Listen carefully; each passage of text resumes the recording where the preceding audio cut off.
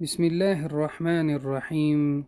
دا د 14 سپارې لسم درس دی او د نحل سورت چې 14مه سوره ده، 94 تر 112 آیت ورسره کولی شئ چې ولولئ او قابل د یادوري ده چې دا سوره ختمه شوه.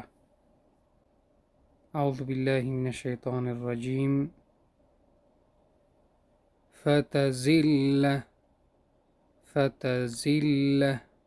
فتزل نو وبخویږي،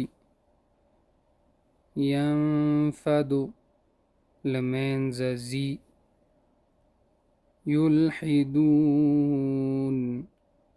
نسبت کوي هغوی،